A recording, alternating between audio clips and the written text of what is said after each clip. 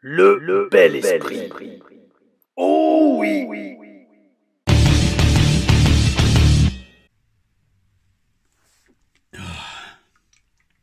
Mes amis, quand j'étais à la fac de droit, je suis allé jusqu'à la maîtrise, une de mes matières préférées, d'ailleurs de façon étonnante, a été la sociologie. Sociologie qui n'est pas vraiment une matière liée au droit directement, c'est plus une matière annexe qui permet de mieux comprendre la psychologie d'une société vis-à-vis de sa règle de droit, sa loi tout simplement. Et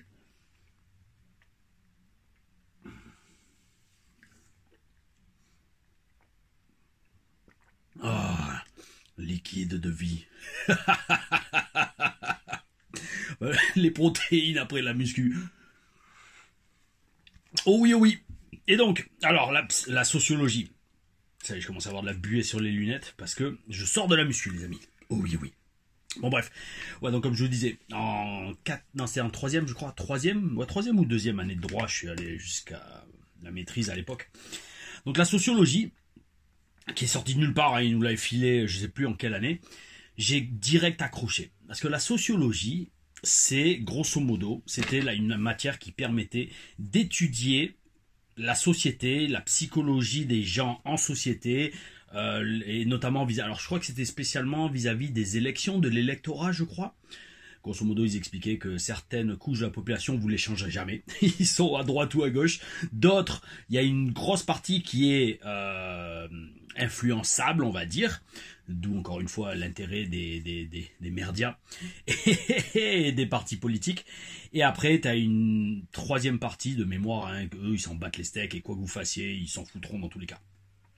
Et donc, je veux chercher la définition de sociologie. Voilà, la sociologie est une discipline des sciences sociales qui a pour objectif de rechercher des explications et des compréhensions typiquement sociales et non pas mentales ou biophysiques à des phénomènes observables. Voilà. Pourquoi on parle de sociologie? Pourquoi je parle de sociologie? Pourquoi je commence cette télé-reviews de Monday Night Raw du 3 février 2025 sur Netflix depuis le 6 janvier 2025. Donc pourquoi je commence en parlant de sociologie? Les amis, au surlendemain du Royal Rumble, qui a amené son lot d'excitation et de contestation, c'est pour moi fascinant. Le monde est fascinant, de toute façon. Le monde, l'incarnation humaine, l'univers tel que nous le vivons en tant qu'être humain, enfin, en tant qu'âme incarnée dans une expérience humaine, c'est fascinant. Mais alors, le public de fans de catch, oh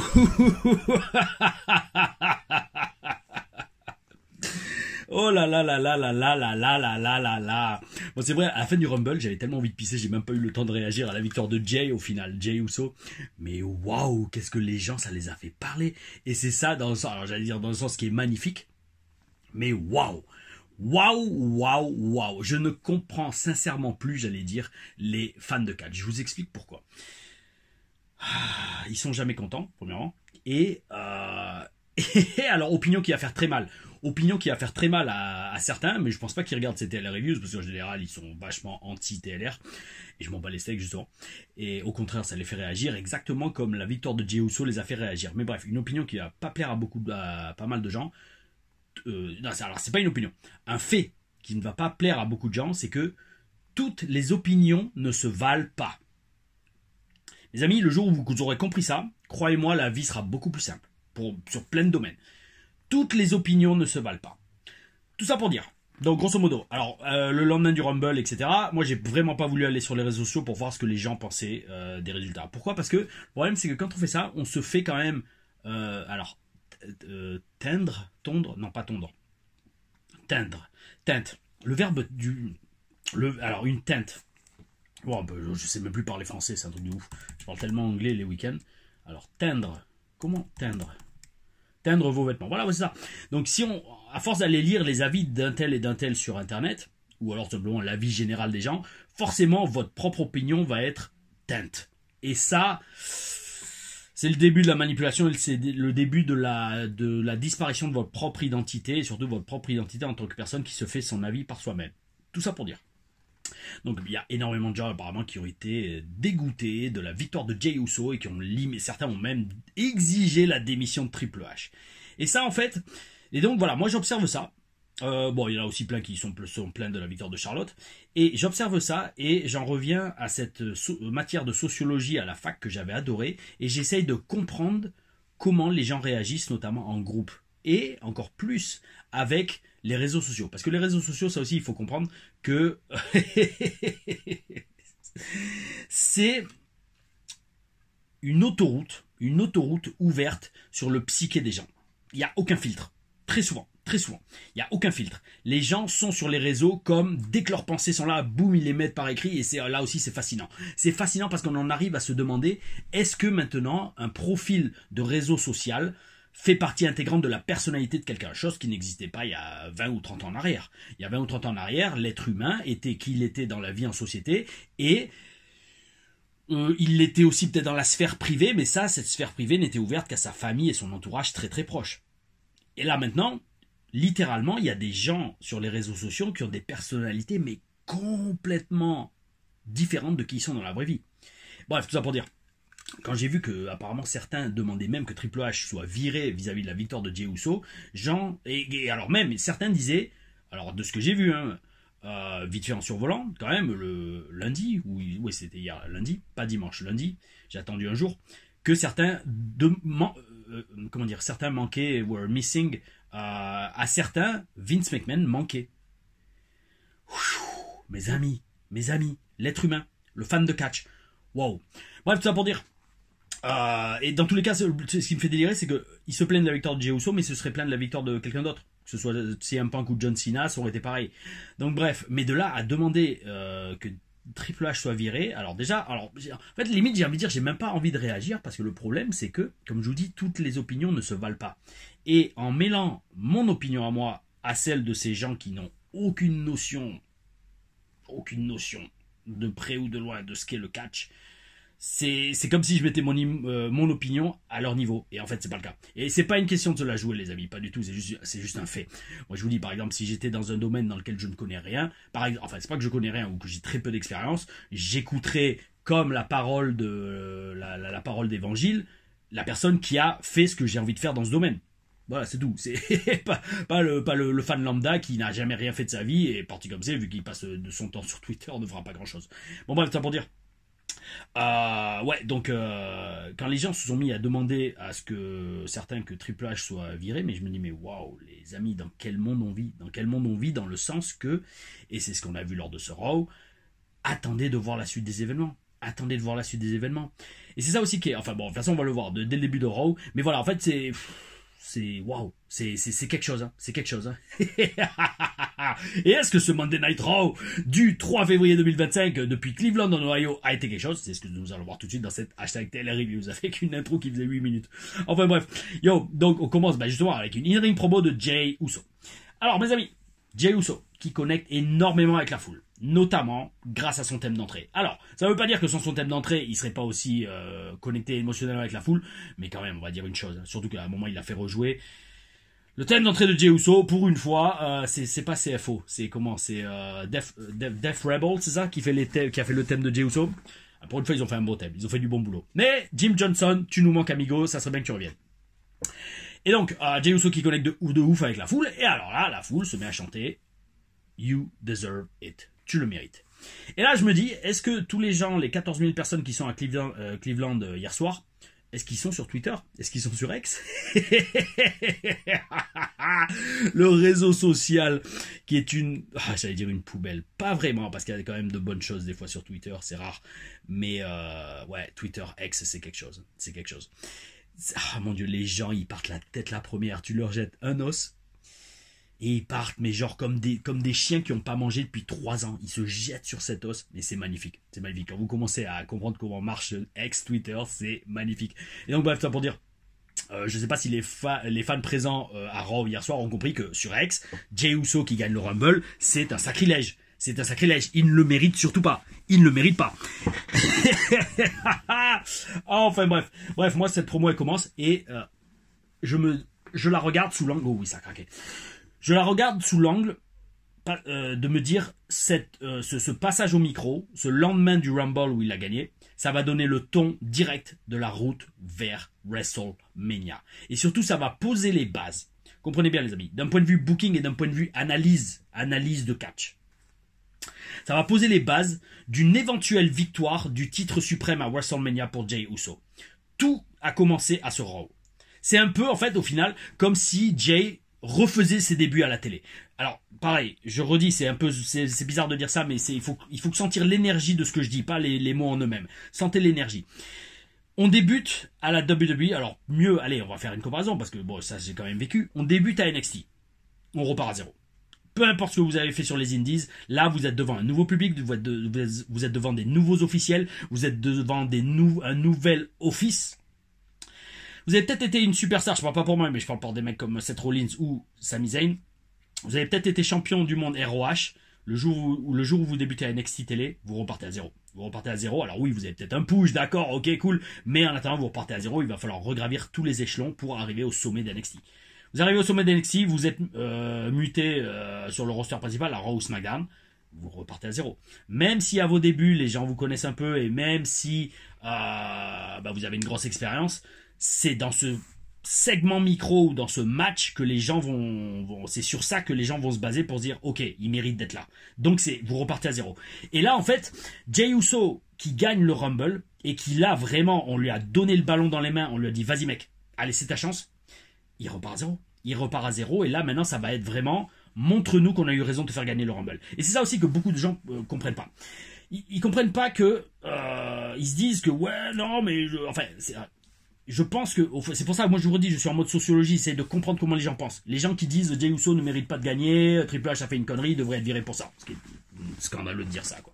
Scandaleux de parler en ces termes d'un mec qui encore il y a quelques semaines c'était un héros. Enfin bref, donc comme je disais, les gens s'imaginent que tout est booké dans le catch des mois à l'avance, des années à l'avance et que les plans sont bien précis. Et ça, pareil, c'est le genre de choses, tant que vous n'avez pas été dans un vestiaire de catch, tant que vous n'avez pas été booké sur des shows d'une grosse promotion comme la WWE ou Impact Wrestling, ou AEW, mais pour mon cas, ce n'est pas encore le cas. Le truc, c'est que les gens s'imaginent que tout est booké de A jusqu'à Z, du début jusqu'à la fin. Non, je vous le dis tout de suite. Il y a énormément de... On s'adapte en direct et on voit. C'est un spectacle vivant, le catch. C'est un spectacle vivant. Et quand je dis spectacle vivant, très souvent, et surtout à ce niveau, c'est en mode... Bon, qu'est-ce qu'on fait? On a soit la solution A, soit la solution B, soit la solution C, vers laquelle on se dirige. Et là, c'est le jeu du pour et du contre, de la balance bénéfice-risque, sur laquelle on a déféqué pendant 2-3 ans de pandémie.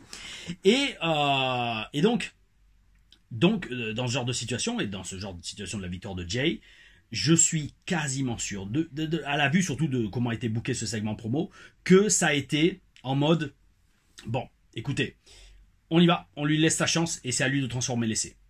Et c'est exactement ce qui est ressorti de cette promo. Pourquoi? Parce que donc Jey, il commence la promo, et on voit que vraiment il est ému, et que c'est énormément de poids qu'il a sur les épaules. Parce que personne ne l'a vu venir, et comme on l'a vu sur les réseaux, beaucoup de gens disent non mais c'est n'importe quoi comme décision. Et en fait c'est là qu'il a tout le poids du monde sur les épaules. Alors il commence la promo, on voit qu'il est vraiment ému, limite il a la larme à l'œil, et il arrive à se ressaisir.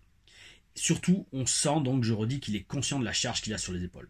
Et c'est ça qui est magnifique. C'est ça qui est magnifique parce qu'entre la foule qui chante You Deserve It et le chemin qu'on a vécu avec lui, parce que bon c'est pas la première fois qu'il est dans les main events. Il y a encore quoi, 2 semaines, il avait sa chance pour le titre contre Gunther. Les gens, une partie en tout cas, veulent le voir réussir, veulent le voir transformer cet essai, veulent le voir, concrétiser non seulement leurs espoirs, leurs aspirations, mais surtout le voir réaliser son rêve d'enfance et le voir réaliser tout son potentiel. Et ça, mes amis, c'est Babyface 101. C'est la recette magique des gens, du babyface, du héros, derrière lequel les gens vont se rassembler. Et ça, c'est top. Parce qu'on sent qu'il sait qu'il a littéralement une montagne à escalader. Il est au pied de l'Himalaya et c'est ok, maintenant c'est parti. C'est marrant, enfin bon, quand même, il a gagné le Rumble, hein. Attention, c'est pas nimp, il part pas de zéro quand même, mais là, il est au pied de la montagne et il fait bon, maintenant, ça va être à moi de convaincre les gens et surtout convaincre tout le monde, l'office de la WWE, l'univers de la WWE et gagner, et les haters, que je mérite d'être là et que j'ai vraiment ma chance pour le titre. Mec, vas-y, fonce, bonne chance à toi. Et c'est ça qui est magnifique dans le catch, c'est que le segment était vraiment bien écrit. Pourquoi? Parce que donc, vis-à-vis de la montagne qu'il a à gravir, qui arrive à juste près, c'est Gunther. Gunther, notre ami Gunther Gauthier, oh oui, Gontran, qui arrive, et que comme ils viennent d'avoir un match à Saturday Night's Main Event, Gunther avoue lui-même qu'il va littéralement refuser d'affronter Jay à Mania, parce qu'en fait, il a rien à y gagner. Il a rien à y gagner, et Gunther, lui, précise qu'il veut se construire une legacy, comment on dit ça, legacy en français, pas un palmarès, mais ouais, bon, allez, on va utiliser le mot palmarès, et battre Jay à WrestleMania, ça lui apporterait rien du tout comparé à battre un John Cena ou un Roman Reigns. Et là aussi, il appuie là où ça fait mal, et c'est magnifiquement écrit, non seulement cette promo, mais ce segment, parce que et au final, il a raison. C'est vrai qu'au final, il a déjà battu Jay une fois. Qu'est-ce que ça lui rapporte de faire un main event Jay Uso contre Gunther à WrestleMania? Pas grand-chose. Et donc, ça renforce encore plus le désir des gens de voir Jay enfin arriver à concrétiser et à matérialiser son destin, entre guillemets, d'être champion du monde.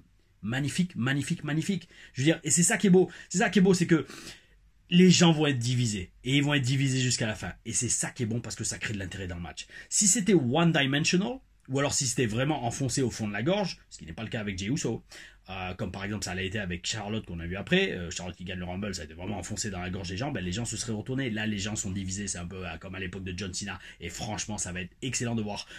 Moi, en fait, franchement, dans cette storyline, je suis vraiment curieux de voir est-ce que Jay va réussir à rendre une victoire, s'il gagne, une victoire aussi émotionnelle que Cody Rhodes l'année dernière. Si c'est bien fait, alors, toute proportion gardée, si c'est bien fait, ça risque d'être, entre guillemets, mieux que la victoire de Cody Rhodes. Parce que celle de Cody Rhodes, on s'y attendait quand même au bout d'un moment, surtout ça faisait 2 ans, finish the story, tout ça. Jey Uso, le mec qui est vraiment parti de rien, comme il le dit lui-même, c'était juste un tag team guy, personne l'a vu venir, qui arrive à détrôner le roi, entre guillemets, du catch qui est Gunther. L'explosion de joie de la foule, si c'est bien booké. On verra ça à WrestleMania, mes amis. Pas sûr, s'il prend Gunther, peut-être il va choisir Cody Rhodes. Là aussi, on va voir. Ça aussi, ça va être pas mal de voir qui choisit et surtout comment ils écrivent la storyline.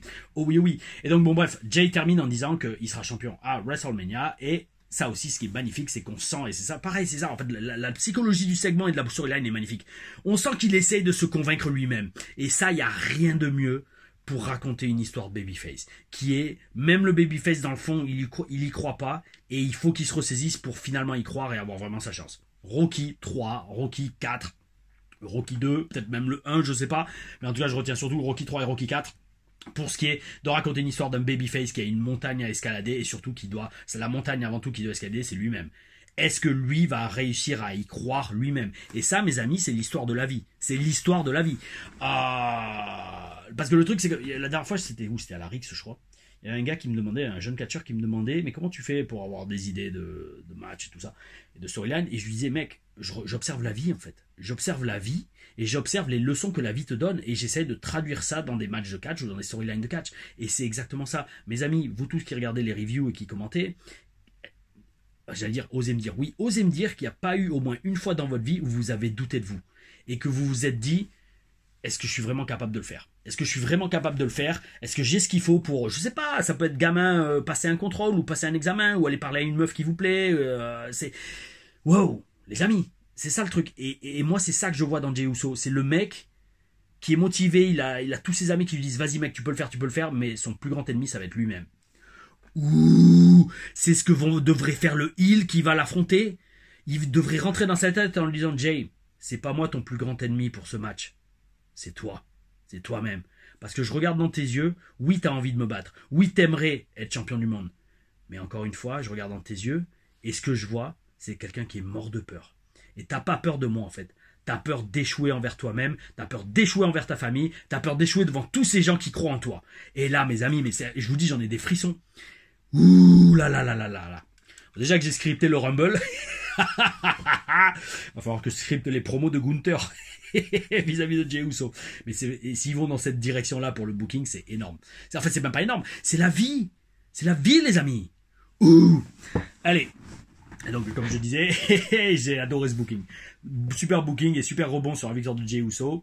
D'où encore une fois, c'est lunaire de voir les gens qui débattent et qui veulent que Triple H démissionne sur sa victoire. Parce que John Cena aurait gagné le Rumble, on aurait eu quoi? Allez, c'est ma dernière chance pour le titre, ok, cool.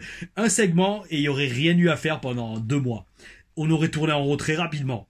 C'est ça aussi que les gens comprennent pas. Ils comprennent pas qu'il y a 2 mois de télé, j'allais dire, à tuer avant WrestleMania. Et là, avec cette vibe et cette storyline, mais ça va être énorme. Ça va être énorme. Grosse question, donc, est-ce que les scripteurs et Jey Uso, parce que c'est à lui maintenant de transformer l'essai, est-ce qu'il va être capable de nous faire croire qu'il a une chance de battre Gunther à WrestleMania? Nous allons voir, mes amis, réponse au fur et à mesure des semaines. Ou Gunther ou Cody, peu importe, parce que ça sera la même chose pour Cody. Si Cody tourne heel face à Jey, ça aussi, ça va être bon. Allez, bref, allez, les amis, on enchaîne. Voilà, j'ai passé presque 20 minutes sur le premier segment. C'est un singles match entre Ludwig Kaiser et Penta. Alors ça, c'est une belle opposition de style, hein, comme d'hab. J'aime bien quand il y a 2 personnages très différents et des styles de catch très différents. La foule connecte bien dans ce match parce que les 2 sont assez over. Penta, bel esprit dans sa tenue, qui encore une fois rappelle la parka, le blouson. Et mais après, quand il sort plusieurs super kicks d'affilée dans le match, moi, peut mieux faire. D'autant plus que hier, les amis, à 17h30, les TLRAM sont à 17h30 maintenant sur la chaîne. Je gagne le match avec un seul super kick. Il y a eu un commentaire, je sais plus qui l'a dit, mais qui me dit putain, c'est rare de voir un match gagné sur un super kick. Maintenant les gens le font ça comme si distribuent ça comme si c'était des bonbons. Ouais, voilà. Bon, après attention, le match datait de 2009 ou de 2010, je sais plus. En fait, je crois que dans la vidéo je dis 2010, mais c'était peut-être 2009. Ouais, c'était presque il y a 15-16 ans. Oh oui, oh oui. Et victoire de Penta dans ce match. Et alors qu'il s'apprête à parler au micro, Pete Dunne arrive et Kaiser l'attaque par derrière. Va-t-on avoir droit à une alliance entre Kaiser et Pete Dunne, entre César et la Dune de Sable? Nous verrons, mes amis, nous verrons. S'ensuit alors notre promo vis-à-vis du Rumble. Promo dans le ring de Charlotte Flair. Charlotte qui arrive en mode Superwoman elle aussi. Pourquoi je dis elle aussi? Parce que en effet, c'est vrai que c'est le blanc et le noir, le jour et la nuit, avec Rhea Ripley et Charlotte. Les 2 sont bookés entre guillemets pareil. Les 2 sont Superwoman. Elle se fait huer de ouf. Et d'ailleurs, il y en a qui m'ont dit, on en parle, je crois, je sais plus, c'est dans les commentaires, je crois. Ou alors c'était les commentaires du live du Rumble, qui a été super bien reçu. Oh oui, oui, les amis, bel esprit. Alors, il y en a un qui m'a dit, on en parle du visage de Charlotte qui a changé. Alors oui, moi je peux vous dire, hein, pour l'avoir côtoyé pendant 3-4 ans là-bas, en Floride, son visage a changé. Alors, je sais pas, je suis pas un expert, mes amis, hein, mais est-ce que c'est la dose de Botox? C'est possible. Parce que, même des fois, alors moi je dirais pas de non, mais des fois il y avait des divas là-bas qui me disaient attends, non, j'ai ma séance de Botox demain ou cet après-midi. Et là je fais, mais meuf, tu mets du Botox, mais t'en as pas besoin. Enfin, je lui disais, si c'était vraiment quelqu'un de proche, je lui posais la question, mais pourquoi tu fais ça? T'es jeune, t'es jolie, ça sert à quoi de mettre du Botox? Mais ouais, mais voilà. Et en fait, c'est la pression. C'est la pression de se dire, je suis à la télé, il y en a d'autres qui le font, il faut que je sois au top. Et des fois, donc, les meufs allaient se faire des injections de Botox, soit dans le front, soit dans les lèvres. Et je me disais, mais meuf, t'as pas besoin, t'es jolie naturellement, et t'as pas de rides, pourquoi tu fais ça? Bref, Charlotte embrasse les huées et la vibe est donnée. Je pense qu'elle va être heel du début jusqu'à la fin. D'ailleurs, alors donc son équivalent babyface arrive en la personne de Rhea Ripley pour lui couper la parole et Charlotte lui balance direct à la gueule que le fait qu'elle soit arrivée comme cela en courant, tels les trolls sur X qui se jettent sur mes tweets. Ça montre qu'elle est obsédée par Charlotte. Et alors là, j'aime aussi, c'est une bonne vibe de booking. C'est une bonne vibe de booking parce que Rhea Ripley, elle est là à dire « Je t'en supplie, choisis-moi, moi ». Genre comme si elle a quelque chose à prouver. Et là, c'est super parce qu'en fait, pareil, ça va faire que Charlotte va pouvoir rentrer dans la tête de Rhea Ripley et éventuellement peut-être lui causer des perturbations psychiques et intellectuelles pour rentrer dans sa tête. Et si elle s'affronte, alors d'après ce que j'ai compris, une 3e fois à WrestleMania, why not? C'est vrai que j'avais vu leur match. Je crois que c'est l'année dernière. Oui, il me semble que j'avais regardé WrestleMania l'année dernière où je crois même il y avait Charlotte qui avait pris une German suplex où elle avait fait un salto et elle s'était écrasé le nez et puis elle saigné du nez, je crois que c'est l'année dernière si je dis pas de bêtises. Donc bref, bonne direction de booking où Rhea Ripley se fait rentrer dans la tête et par ailleurs j'espère par Charlotte. Ensuite mes amis, on enchaîne avec un tag team match entre le New Day et la LWO représenté par Rey Mysterio et Dragon Lee qui est de retour après la naissance de sa fille, je crois. Bravo à lui et à la mère de la petite. Donc The New Day avec une nouvelle entrée de heel, bel esprit, et les tenues sont très stylées. Bel esprit. D'ailleurs pendant un moment, alors je sais pas si vous l'a fait, mais je crois qu'il y a les silhouettes de Xavier Woods et Kofi Kingston sur leur petit intro de leur vidéo, et je crois que c'est la silhouette de Kofi qui ressemble littéralement à un phoque.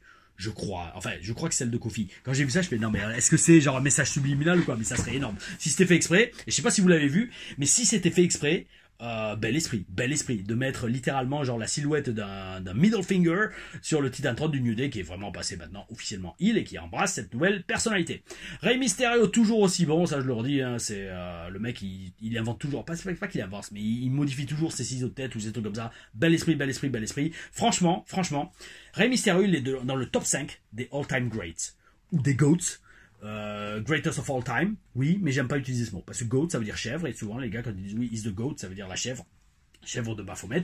Vive le symbolisme, on n'a pas trop eu à ce Raw, même si non c'est pas dans ce match mais c'est dans le match de Penta le sacrifice et Penta qu'est-ce que c'était d'autre, c'était enfin, je sais plus, il y avait un autre truc que j'avais vu dans ce match. Bon, peu importe. Et donc, ouais, Rey Mysterio, franchement, si un jour on doit faire un top 5 des meilleurs catcheurs de l'histoire, Rey Mysterio y est, c'est obligé. Par rapport à la longévité de sa carrière, le mec il est toujours incroyable, à passer 55 ans, je crois. Logan Paul arrive en cours de match, car là, il a un match de qualification contre Rey Mysterio la semaine prochaine pour Elimination Chamber, et il lui coûte la victoire à Rey Jr. Victoire du New Day. Paul Logan, non c'est pas lui qui a fait le plus de vues sur les réseaux sociaux, c'est iShowSpeed qui s'est fait décapiter par Braun Strowman sur ce spear.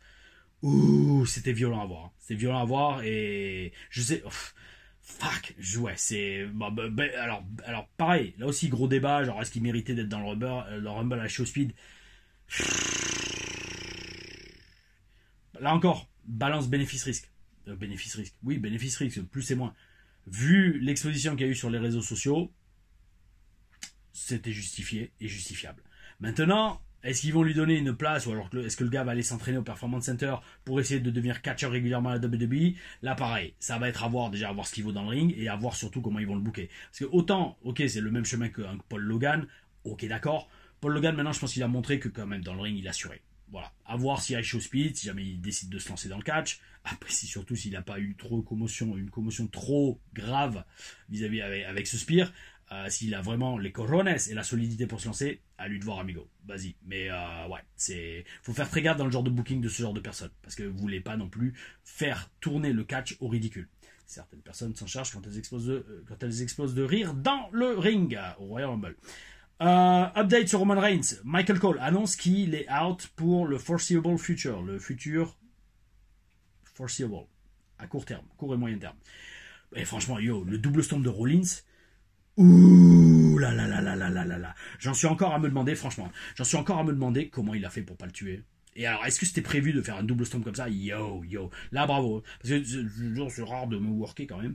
Mais là, wow. Est-ce qu'ils se sont dit, écoute, mec, je vais y aller à pieds joints? Ou alors, est-ce qu'il a glissé? Parce que c'est possible aussi que Rollins ait glissé. Parce que j'ai bien regardé plusieurs fois. J'ai regardé en boucle. Je me suis dit, mais comment il fait déjà pour pas le tuer? Et parce qu'on entend littéralement la tête plaquée de Roman Reigns. Au moins, là, je peux vous dire, ils peuvent rejouer le clip. Ils auraient dû le rejouer plein de fois au ralenti, ce double stomp là, parce que c'est presque un assassinat, mes amis. Ouais, donc, il faudra que j'en revienne toujours pas. Ensuite, mes amis, on a un singles match entre Io Sky et Liv Morgan, un match de qualification pour Elimination Chamber. D'ailleurs, où est Kairi Sane? Est-ce qu'elle est blessée? Enfin, je parle la vraie raison. N'hésitez pas à me le dire dans les commentaires, parce que on la voit même plus à l'écran. L'Elimination Chamber, mes amis, c'est pas mal, parce que comme là, je vis les shows en direct, enfin en direct et en les regardant, et surtout dans la longévité, 6 mois de reprise, oh oui. L'Elimination Chamber, c'est un peu la seconde chose à la rédemption après le Royal Rumble. Et c'est bel esprit, parce que c'est comme si c'est un rebond après le Rumble. Par contre, là qui me fait délirer, c'est pareil pour le main event entre Sami Zayn et CM Punk. C'est comme si en fait, le Rumble est passé, bon c'est bon, on s'en bat les steaks du Rumble. Ça y est, c'est bon, ils ont mis Charlotte, on a Jey Uso, maintenant ce qui compte vraiment, ça va être Elimination Chamber. Qui va avoir son autre chance pour WrestleMania. C'est comme si en fait, Elimination Chamber, ça fait passer le Rumble au second plan. Ça me fait délirer. Enfin bref, Io Sky, bel esprit. Hein. Bon, de toute façon, c'est pas nouveau. Je suis allé revérifier. Elle a 34 ans et elle catch depuis 2007. Excellente. Les deux catcheuses se donnent à fond. Et Rhea ralentit. Rhea Ripley vient se venger d'une attaque subie plus tôt dans la soirée par Liv Morgan et Raquel Rodriguez. Et cause la disqualification de Io Sky. Et donc la victoire de Liv Morgan qui se qualifie pour Elimination Chamber. Franchement, bel esprit de booking. Parce que c'en est limite à briser le cœur. De voir à la fin du match Io Sky toute dégoûtée, toute triste et qui dit à Rhea Ripley mais tu m'as coûté ma chance et tout en japonais. Bel esprit. Ça en est presque à briser le cœur. Oh oui. Donc booking réussi. Et après mes amis, donc on a, comme je disais, une promo dans le ring de Seth Rollins. Seth roulant. Seth Rollins arrive habillé. Alors là, cette fois-ci, c'est un mélange entre Macho Man en cuir mélanger une sorcière. C'est la première réaction que j'ai eue. Je suis attends, mais il est déguisé en sorcière. Et après, je fais ok, calmons-nous quand même. Arrêtons de dire qu'il est toujours habillé comme une meuf. Alors, ça ressemble du Macho Man en cuir. Ok, d'accord. Est-ce qu'il va expliquer est-ce qu'il va justifier sa tentative d'assassinat sur Roman Reigns? On va voir. Oui, il le fait. Et franchement, il n'a pas forcément tort. Parce qu'il dit qu'en fait que Roman Reigns, c'est un individu qui aurait fait pareil à Seth Rollins et à tous ceux qui sont autour de lui. C'est un mec qui est juste là pour sa propre gueule et qui détruit tout autour de lui. Dur de le contredire. Parce que je le redis, Roman Reigns, même s'il est adoré par la foule en ce moment, son personnage, c'est un heel. C'est un mégalo, parano, centré sur lui-même. Un mégalo, voilà, égomaniaque, un mégalomaniaque, égomaniaque, paranoïaque, oui, on dit en français.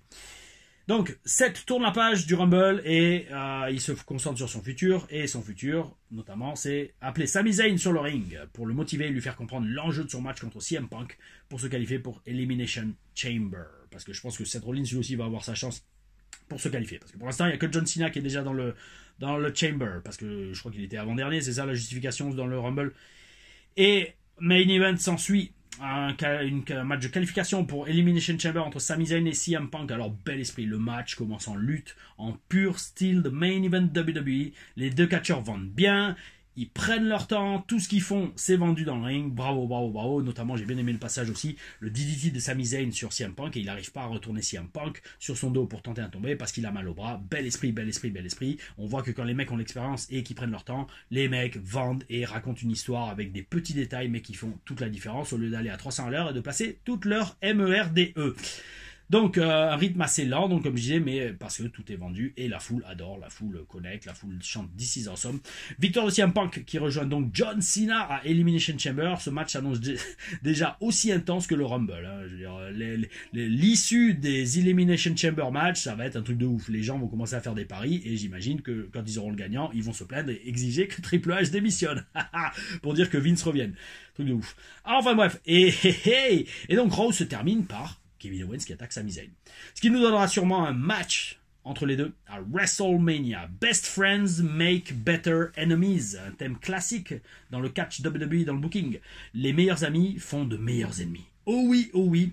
Et c'est énorme parce qu'en fait je me disais ça, je ne l'ai pas noté en note. Mais je me disais... Kevin Owens, l'évolution de son personnage, c'est un truc de ouf. Le mec, il est en train de péter un câble de tous les sens. Là, je pense qu'en fait, la justification du fait qu'il attaque Sami Zayn, c'est le fait qu'il va lui dire, tu m'as pas aidé dans le match à échelle. Tu m'as pas aidé à devenir champion, donc je vais te tuer, t'es pas vraiment un ami. Voilà, grosso modo. Je pense que ça va être littéralement ça. Et là, je suis quasiment sûr qu'ils vont mêler les familles d'Owens, qu'ils vont mêler les familles de Sami Zayn. Ils vont sûrement faire un truc du genre, non mais Kevin part en couille, il est complètement perdu. Le mec, est-ce qu'il va bien? Est-ce qu'il est pas en train de sombrer dans la folie? Ça va être énorme. Franchement, il me tarde de voir ce match et surtout le booking de ce match. Franchement, le Road to WrestleMania commence vraiment après le Rumble et ça va être oh oui, bel esprit. Mes amis, allez, on enchaîne sur la question de la semaine. Oh oui, après je vais aller me doucher. Une grosse séance de pecs et de triceps. Ouais, j'ai fait triceps. Aujourd'hui, alors, question de Olivier Zwick. 67-205 qui me dit: Salut Tom, franchement impressionnant ce match après seulement quelques semaines, chapeau. Alors donc je pense que c'était en réponse et en commentaire du match contre Landstorm, entre Eagle Mask et Landstorm. Alors tu me dis: je me permets de te poser une question, j'ai regardé pas mal de tes promos en VF, en version française, et je trouve que tu es extrêmement bon au micro, pas par rapport à ton script ou tes catchphrases. Il y a un script dans mes promos. Je ne vis pas ce que je fais. Allez, je reprends amigo, Olivier. Moi, ce qui m'impressionne, c'est ta diction parfaite. Tu ne haches pas de mots, tu ne bafouilles pas, tu gardes toujours le bon rythme, ce qui fait que tu es parfaitement compréhensible. Merci des compliments. Parfaitement compréhensible de la foule, ce qui me semble essentiel pour faire fonctionner ton personnage. Comment as-tu travaillé ça? As-tu pris des séances chez une orthophoniste avec des acteurs, ou es-tu principalement autodidacte? Car franchement c'est impressionnant, c'est quelque chose que je ne saurais faire. Aou aou. Écoute, déjà primo amigo, merci pour les compliments, bel esprit, bel esprit, bel esprit. Merci pour le respect que tu montres, parce que ça c'est de plus en plus rare sur internet. Alors écoute amigo, pour te répondre, c'est les deux en fait, c'est franchement les deux. Alors, jusqu'à ce que j'arrive à la WWE, j'avais jamais vraiment bossé le micro. Franchement, et ouais, à part chez Lens, oui, chez Lens, on avait fait des promos, il y avait des entraînements promos chez Lens, où voilà, c'est ça, on faisait des promos, peut-être pas une fois par semaine, mais une fois toutes les 2 semaines. Et c'est là que j'avais compris, ok, j'ai de la personnalité, donc en 2006. Mais j'ai jamais vraiment bossé ça. Des fois, ouais, ça m'arrivait de me filmer et d'en faire pour des shows indie qui me demandaient une promo, ça oui. C'est uniquement à la WWE que j'ai vraiment commencé à bosser tout, le style, la façon de parler. Je dois encore en avoir. Je dois encore en avoir sur mon iPad. Des promos que j'enregistrais l'après-midi. Je me filmais en train de faire des promos. Pour voir comment je parlais, si les pauses étaient bien faites et tout. Maintenant, ta question elle porte beaucoup sur la diction et sur le fait de ne pas hacher les mots et d'articuler. Ça, je peux pas dire que je l'ai bossé directement, mais je vous conseille de le faire. Alors, déjà direct, je te le dis tout de suite, frérot. Quand tu dis, c'est quelque chose que je ne saurais pas faire. Non. Avec du boulot, tout est possible. Avec du boulot, tout est possible.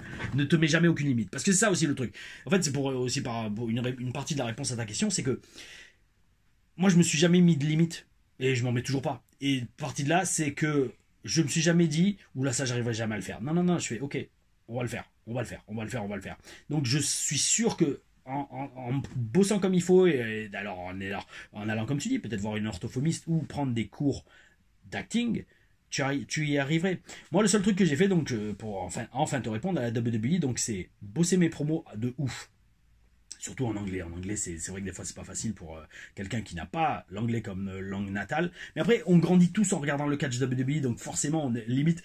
Beaucoup de gens me disaient avant que je revienne en France régulièrement, me disaient ouais, mais une promo en français, ça passe pas. C'est mieux en anglais, les promos. Et pendant un moment, j'y ai cru. Et puis après, je me suis mis à faire des promos, notamment à des endroits comme la Rix ou à Westcatch avant ça. Et en fait, je me suis dit, non, mais ça, c'est du pipeau, en fait. C'est pas une question de langue, en fait. C'est pas la langue qui fait qu'une promo est bien ou pas. C'est la diction, le rythme, la confiance qu'il y a derrière, le message que vous transmettez, tout ça. Et ça, vous pouvez le faire dans n'importe quelle langue. Quand c'est vécu, c'est bon. La preuve, regardez un film. Et c'est très important, les films. Les films, c'est très important. Les films, pour moi, les films et les catchs, c'est la même chose. C'est pour ça que si vous regardez une scène intense et que vous voyez un des acteurs dans pleine scène exploser de rire, ça vous sort du film direct. Et vous vous dites, remboursez-moi mon billet, j'ai pas payé pour voir un mec exploser de rire et dire, non, attendez, on la refait. Mais laissez ça au montage final. Petit clin d'œil pour ceux qui vont sur Twitter. Donc bref, le truc c'est que regardez un film. Est-ce qu'une scène... Alors oui, c'est vrai que des fois en version originale c'est mieux, mais parfois que le doublage est tellement bien fait qu'une scène qui est aussi bonne en version originale rend tout aussi bien en français. Moi, une de mes scènes, une des meilleures scènes pas du cinéma, mais que j'adore étudier, regarder et tout le texte et la façon dont elle est jouée, c'est le monologue de Al Pacino dans L'Associé du Diable.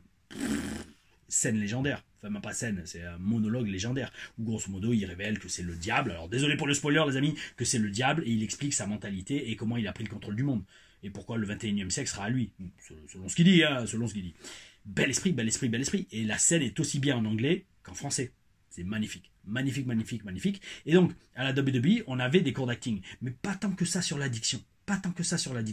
L'addiction, frérot, c'est à toi de le faire. C'est à toi de bien articuler. Alors oui, par contre, ça oui. Sur les cours d'acting, le coach, il nous avait montré, Howard Fine, il nous avait montré des exercices d'échauffement de la bouche. Parce que alors ça je le fais jamais hein, sur les indies, je le fais jamais de m'échauffer la bouche avant de faire une promo, tu sais, de faire A, E, I, O, U, de ce genre de choses, tu échauffes les muscles de la bouche. Alors certains acteurs, que ce soit théâtre ou ciné, le font, ça c'est obligé, ça fait partie de leur métier. Moi franchement, quand je me prépare à aller sur ligne pour faire une promo, notamment à la Rix, parce que c'est là-bas que je fais le plus de promos, et des promos bien osées hein, et qui connectent bien avec la foule. Ou alors même, vous savez, c'est bête, mais une télé-reviews ou une vidéo YouTube, pour moi, c'est une promo. C'est une promo. Très souvent, je me lance comme ça, sans échauffement, je fais allez, c'est parti. J'essaie d'avoir une idée de comment commencer, et après, une fois que c'est parti, ça part tout seul. Et en fait, c'est comme, la parole, c'est un muscle, au final. C'est comme un muscle. C'est au début, si vous n'êtes pas chaud, bah, ça va mettre du temps à démarrer, mais une fois que c'est lancé, c'est lancé. Là, regardez, je suis parti, c'est bon, je peux parler encore pendant une demi-heure. C'est pas un problème. Mais des fois, le début, bah, d'ailleurs, c'est pour ça qu'il a fallu que je coupe. Il a fallu que je reprenne le fil parce que j'avais tellement de muscles j'avais tellement de sang dans les muscles que ça montait peut-être pas encore au cerveau. Mais voilà, tout ça pour te dire. J'ai travaillé ça en mode autodidacte, mais j'ai aussi appliqué certaines astuces qu'on m'avait données en cours d'acting à la WWE. Et après, quand je suis rentré en France en 2016, ouais, là j'ai repris aussi des cours d'acting en France, qui étaient pas mal. Ça m'a amené 2 ou 3 trucs, mais ça valait pas d'un point de vue catch en tout cas, tout ce que ça m'a apporté aux States, au Performance Center. Oh oui, mes amis. Donc, Olivier, merci pour ta question. Et merci à vous tous, les amis, de continuer à tout participer à la chaîne, lâcher des commentaires. D'ailleurs, bel esprit, je sais pas, on est 5000 vues, je crois, sur la review du Rumble. Bel esprit, vu la réception. Alors, j'allais dire, je sais pas si je le ferai. Oui, je le referai. Parce que mes amis, là, je vous le dis tout de suite. Alors, vous avez ce fauteuil, là, il est pas mal. Il est pas mal du tout, là, ce fauteuil-là. Par contre, j'ai encore mal au cul. Hein. J'ai encore mal au fion d'être resté assis 4h30. Alors, la prochaine fois, si on le refait, je mettrai un coussin sous les fesses. Parce qu'en fait, il est trop dur le cuir. Alors, c'est peut-être parce qu'il est trop neuf, je sais pas. Je l'ai acheté il y a 4 mois, je crois.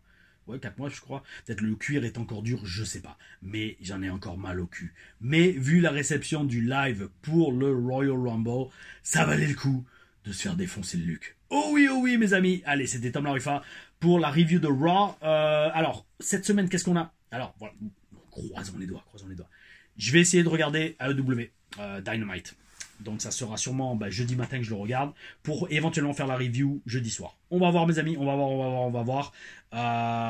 Guettez la chaîne. Abonnez-vous, mettez la petite cloche.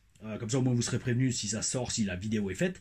Et review de SmackDown qui sera là samedi. Et je sais qu'il y avait autre chose. C'était quoi? La Taylor Stories 7 sera publiée la semaine prochaine. Ça, c'est officiel. Je crois bien le 14 février, qui sera mes tryouts à Impact, avec analyse vidéo du match. Vous allez adorer cette vidéo. Et je vais essayer d'en filmer une ou 2 autres cette semaine. Comme ça, au moins, je serai blindé pour au moins 2 autres Taylor Stories, une fois que le montage sera fait. Et après, il faudra que je refilme quelques TLRM. Je sais que j'en ai encore eu 7 ou 8 en stock, mais je veux blinder. Parce que franchement, les TLRM, je vais vous parler franchement, pour ceux qui l'ont vu hier, je vous conseille très fortement d'aller voir la TLRAM d'hier, un autre match contre Miseria, où je fais probablement le seul RKO que j'ai fait de ma carrière, mes amis. Le seul RKO que j'ai fait de ma carrière. Tiens, je vais vous poser une question, on va voir aussi, comme ça c'est ce que vous me dites. Mais bref, allez la voir, parce qu'en fait, même moi en regardant la vidéo, surtout la fin, j'étais émotionnel, oui, j'étais ému à la fin de la vidéo, parce que ce match, tous mes matchs WS, mais revivre ces matchs-là, c'est vrai que ça fait ressortir beaucoup d'émotions. Oh oui, et de tout le parcours que j'ai eu, que j'ai fait, que je continue à faire, et dans un sens, parce que ça vous le voyez pas sur la TLRM, mais les sacrifices ça a demandé, hein, parce que tous les week-ends on était sur les routes, tous les week-ends on les passait en bagnole, on dormait que 2 ou 3 heures, on était toujours avec les mêmes potes. Oh oui, mais c'était vraiment une grosse ambiance et vous pouvez vivre ça dans les TLRM. Ensuite, dernière question, et après je vous laisse. Alors, on a un projet avec la TPW. Dites-moi ce que vous en pensez. On a envie. On devait le faire ce dimanche, mais finalement on le fera peut-être pas ce dimanche, une autre fois. J'ai envie de faire tout simplement catalogue de prises, je le redis 50 fois, catalogue de prises. En fait, chaque prise qui existe en catch, les faire dans un ring de catch. Alors sans les commenter nécessairement, mais faire par exemple le body slam, boum, et vous montrez toutes les variantes du body slam. Une autre vidéo, le bras à la volée. Une autre vidéo, le déhanché, le hip toss, avec même le nom en français. Est-ce que ça vous intéresserait? Parce que ça, si on le fait, donc je le filme, je pense, dans le ring TPW, avec certains jeunes catcheurs de TPW, et on le publie peut-être sur ma chaîne, ou alors sur leur, ou sur les deux, en association, à voir. Dis-moi, est-ce que ça vous intéresserait? Parce qu'en fait, je me dis, après, ça me permettrait d'utiliser justement ces séquences pour faire justement des vidéos sur les prises les plus chiantes à faire, ou les plus agréables, ou les plus chiantes à prendre. Vous voyez ce que je veux dire?